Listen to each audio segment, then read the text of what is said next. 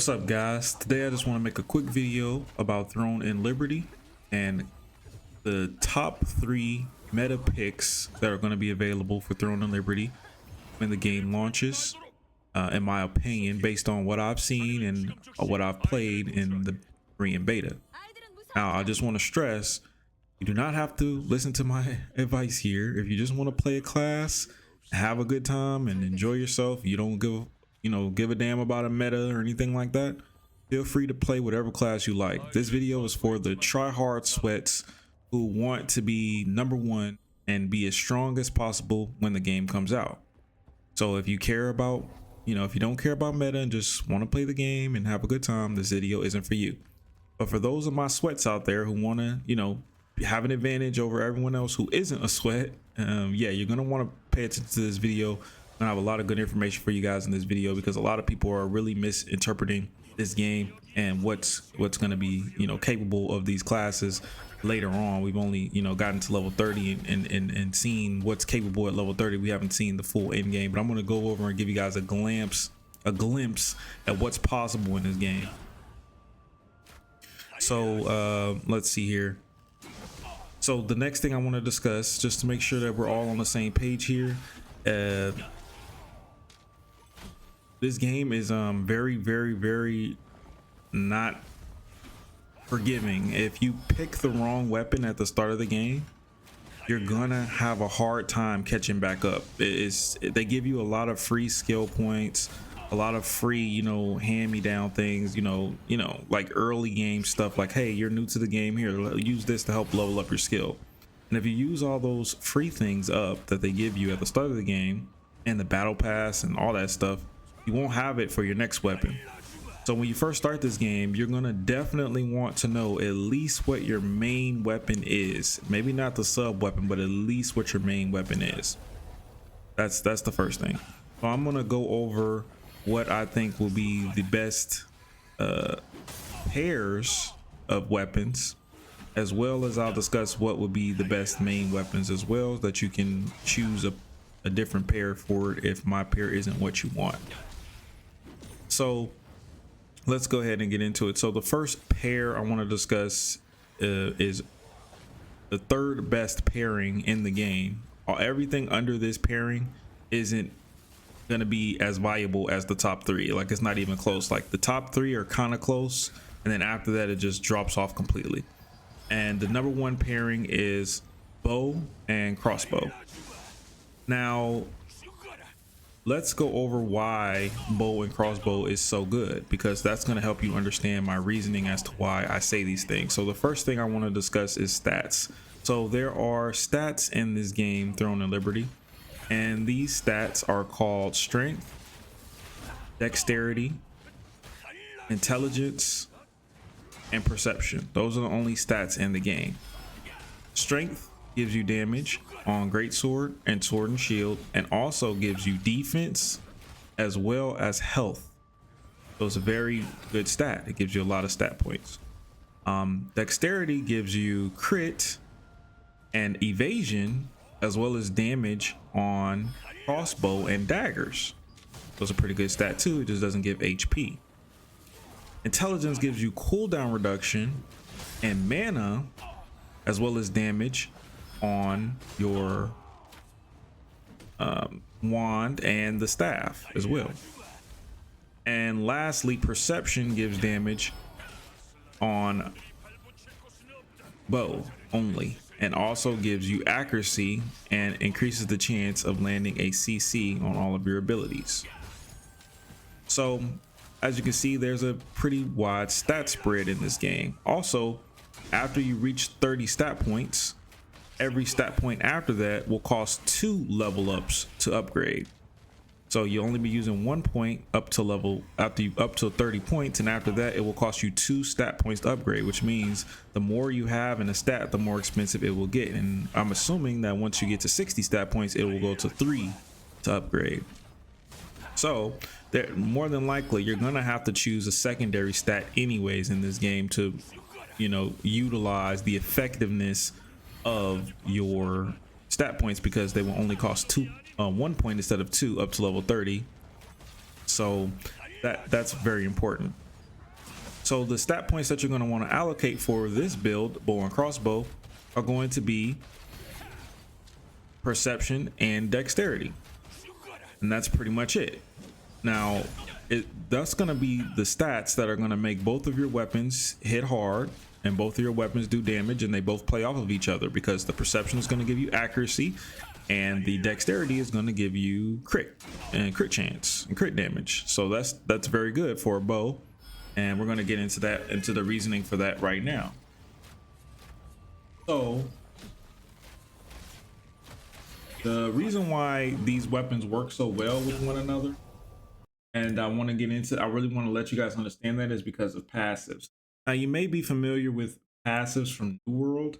If you've ever played New World before, you get 2 weapons on New World, and each weapon has their own passives. But in this game, the passives they work together. So even if the weapon is not out and you're using, let's say, your first weapon and your second weapon is put away, you still get the passives from your second weapon. So when you're deciding your pairing, you want to pick a weapon that has passives that make both of your weapons stronger, essentially. So this is why longbow and crossbow are perfect for each other, because they have very good passives that help each other, and even skills that help each other. So an example I want to give you here is crossbow has an ability called Rapid Leap. And Rapid Leap increases range by 30% for 3 seconds as you rapidly move 4 meters in the input direction. It's basically just a small little dash. It's not really on its own that great. It's okay. It's not great though, but it's okay, right? So, but the reason what makes it great is the passive. So there's a passive called Nature's Power. Upon using a movement skill, the momentum increases damage bonus by 24 for 3 seconds. And you can see you can upgrade that to make the damage boost higher and the damage bonus higher. And it's a really, really strong skill. So what you can do is you can use Rapid Leap, and then use nature, get the passes from Nature's Power, and then use strong cross longbow's decisive sniping, which is one of the hardest hitting skills in the game. So you're just amplifying the effect of this skill, which is way stronger than any single crossbow skill, by using your crossbow pre-buffs. Also, if you use Deadly Marker first,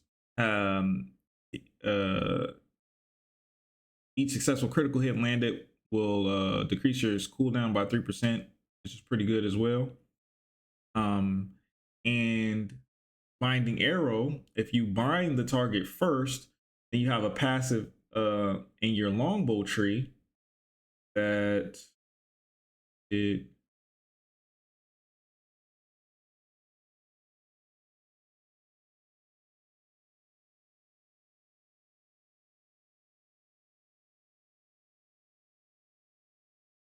I think it's this one. Yeah, so it increases the critical hit by 100 whenever you attack a target with bind. So now you would use Binding Arrow first, which has a chance to bind, but whether it does or doesn't, you still use it. Then let's say it binded them. Then you swap the crossbow by using the ability Rapid Leap, and then that will give you the passive of Nature's Power. And then you swap back to your bow and use decisive sniping, and you will do massive damage with that combo. So this is what I mean. This is the kind of stuff that I want you guys to understand. This is what makes this build so strong, because crossbow and bow play together so well. And their passives are very good. Crushing Shot is also another one, and that gives you Enfeeble and decreases all defense by 120 for 12 seconds. So you would use this first, and then Binding Arrow, and then Rapid Leap, and then you get the passive from Nature Power, and then Decisive Sniping. So you get even more, and so on and so forth. What's more is just the passives, the non-active skills help each other. So for example, crossbow's Eagle Vision, which is a very good skill. It's way stronger than any passive that you don't have to actually use any skills for. Increases your range hit by 3 per 1 meter of distance, and you can raise it and it goes up This is at green. So once you get it to gold, who knows? I mean, I'm assuming it's gonna be like 20 range hit once you get it to max level per meter. So if you're 15 meters away, like that's a lot of damage from range, and especially when you look at all the extra passives.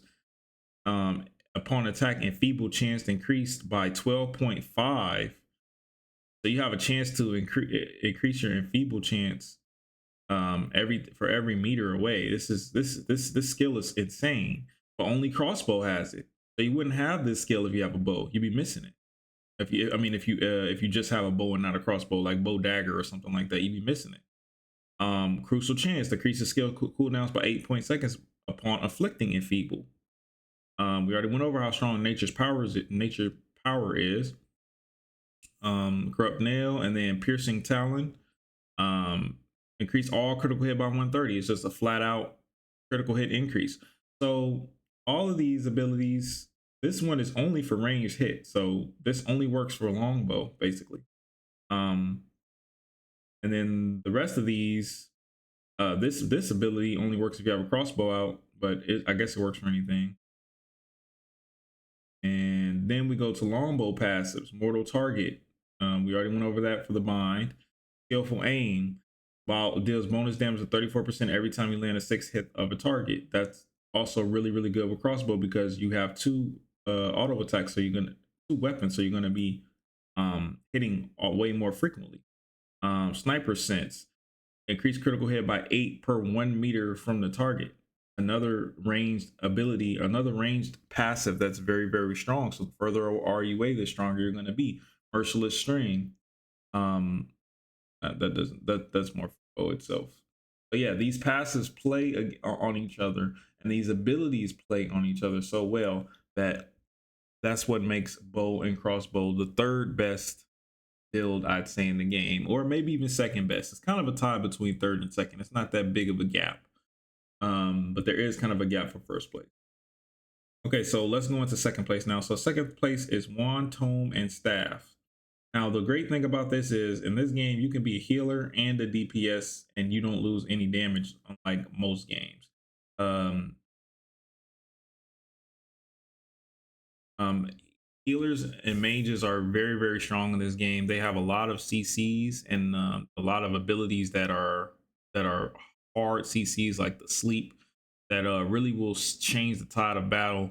And not only that, you get to heal, and healing is very, very strong in this game because you only get a potion that's one single potion that's active on as you see he just used it for 59 seconds. So after that you have no other form of healing or major healing other than your skills.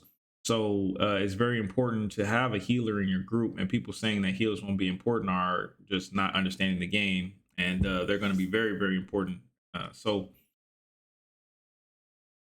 for it's pretty much the same thing with wand and staff, that the abilities just play into each other. A lot of the passives, a lot of the buffs, a lot of the debuffs, they all make each other stronger, and they both scale off intelligence. So you can just go full intelligence and even ignore the cap thing that I was talking about, the 30-point cap, if you wanted to, and just take the hit and just go straight intelligence. Or you could do intelligence and dex to get the crit.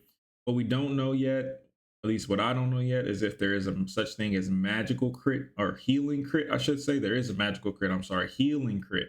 If there's a healing crit in this game, then maybe it might be worth it to go into dex so you can get some healing, or maybe it might be worth it to go in strength so you can get some more defense and HP for a secondary stat, or maybe perception if you need more accuracy. But you definitely just want to mainly put in intelligence. If you just pure DPS, is probably going to be mostly intelligence for this build. But again, we don't know that. It's going to be easy to reset your stats. It won't be easy to reset your weapons. It won't be easy to reroll weapons. It takes a lot of investment in weapons and skills where you're not going to want to start over in this game, at least not anywhere in the first 3 or 4 months of the game being out, from what I could tell. But either way, wand, tome, and staff are a very good build. Crossbow are a very good build, and those are both range, right? Everyone thinks range is going to be the king of this game because range characters just can't be caught and all this. I'm going to shut all that down right now. I'm going to show you the best build, the singular best build that's going to be in this game, and that's going to be Greatsword and Dagger. Now, why great sword and dagger do I say that this is going to be the best build? Well, first of all, great sword on its own is the singular best weapon in the game. Why do I say this? Because it has the best passives and it has the best abilities. As it and it scales off of strength, which is the best stat in my opinion, because it gives you health, defense, and damage. No other stat gives you all three of those. They either give you defense and damage or just damage. This gives you defense and damage, which is just incredibly ridiculous. And health, sorry, health too. that So Great Sword's passive, the first one, Tenacious Body, increases max health by 300 at green. Once you get it to epic, it's an extra 500, get more health regen, and then by the time you get it to gold, you're looking at like I'm really bad at math, but it goes up 100 per level. And there's, let's see, green, blue, purple, gold. So there's 4 levels. So if it goes up 100 per level and there's 5 levels each one, that's 20. So yeah, you're getting 2,000, well over 2,000, maybe 3,000 HP just from this, and it is active whatever weapon you put on. You understand that most archers will have in range characters at level 30. Like for example, this guy, look how much HP he has. 2,300. He's level 26. So yeah, you're gonna have more HP from a level 36 character than a level 36 character does if you took all your gear off, just because of this passive. It's ridiculous. And then you have Vigorous Spirit. Enables weapons attack when melee hit based on your health. So the more health you have, the more damage you do. Just come on, it's ridiculous. You literally, you have the most health in the game, then you get a passive that makes more health, give you more damage. And so basically you're being rewarded for being more tanky with damage. Cold Warrior increases critical hit by 240 against stun target, and we're going to go into that because Greatsword has tons of stuns. Victor's Morale, successfully landing a skill gives you mana back, which is just nice to have, and that's good for both weapons. Whenever you stun a target, you get Rage, increase damage by 65%, and you can upgrade it. Go up to, looks like it can go up to well over 100% once you get it to the max level. And all defense increased by 30 per rage stacks, and you get 5 rage stacks. So that's 150 defense. That's a whole item. Barbarian's Dash. Upon movement skill, your stride becomes more resolute, increasing movement speed by 26% for 3 seconds, and it can be upgraded to almost 40%. And if you apply Enfeeble to the target to affect their movement speed, if you land a movement skill, they lose 15% movement speed, and you get the said school's cooldown by 25% if you land a movement skill. And the movement skill that Greatsword had can only be used, it can only be landed. It's not like you could just use it and miss. So pretty much you're getting a 25% flat cooldown on your gap closure skill. And that's the crazy part about Greatsword that people don't understand, is acute dash is OP. Now it starts off kind of weak, right? 24-second cooldown. And you only use it once. But look at the rare level. Once you upgrade it to blue, it could charge 2 times. Once you upgrade it to legendary, it could charge 3 times. And by the time you've upgraded it to legendary, it will have the cooldown decreased down to around 9 seconds, give or take, if my math is off. So you have a 9 seconds dash cooldown that has 3 charges on it. And you also have Barbarian's Dash passive. Every time you use it, it's going to decrease the cooldown by 25%. So it's even less than 9 seconds. It's like 6 or 7 second cooldown every time you dash, every time you land, every time you want to use dash. It is ridiculous. No one's ever going to be able to escape from you, ever. It's just not going to happen because you have unlimited dashes. But that's not it, because even if for some reason you run out of dashes for a second on Greatsword, Dagger has a dash too. Dagger has a Shadow Strike. It's a 24-second cooldown, but once you level it up some more, it'll go down to probably around 10 seconds as well after you get it to max level. And so you have 4 dashes with this build. It is ridiculous, and you still get the passive from Barbarian's Dash on that one too.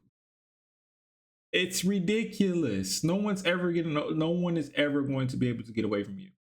And then you also have the Greatsword Iron Point Parry. Every time you land a successful block, of a flurry attack, a melee flurry attack, which is only certain skills have that. You have a 45% chance to stun.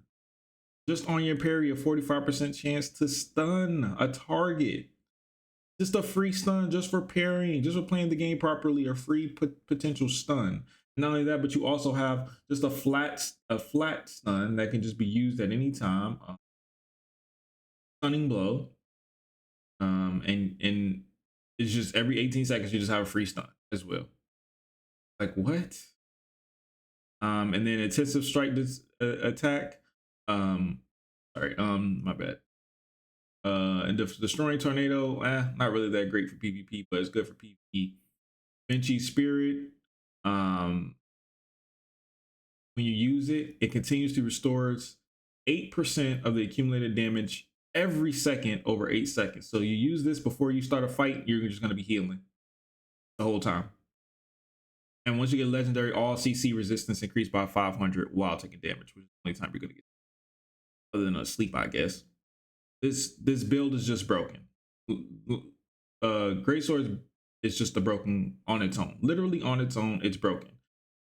But then you have daggers, and daggers come in. I already talked about how daggers give you more mobility, but they're also going to give you a lot more utility and more damage. Here you go, right here. Just free melee hits, free melee hit increase, base damage increase, just free. Just upgrade this and just get free melee hit, just damage, just flat damage on melee. Just broken, right? Abundant poison. Whenever you poison someone, I mean, that doesn't really affect Greatsword, but nice, I guess. And then Shadow Walker, after using a movement skill, causes the area to resonate with shadows, increasing range, evasion, and magic evasion by 240 for 6 seconds. And remember, you have four movement skills. This is going to be up at all times. 360, once you upgraded 360 evasion and the gold, who knows how much it is. Damage reduction increase, and you have a chance to silence as well. Silence chance goes up, but you can use there's a lot of skills that silence with dagger. You get this just for free, just for using your dashes, which you're going to use them anyways. Vicious Strings increases critical hit by poison targets. Yes, so you poison them with the dagger to open up, and then you just fucking beat their fucking ass with Greatsword, and you get a crit hit by poison targets increased by 260. And once you upgrade it, it goes way up more, and then legendary is an additional critical hit by another 120. Insane. These passives are insane. Like these weapons play together so well, it's ridiculous. Furious Edge.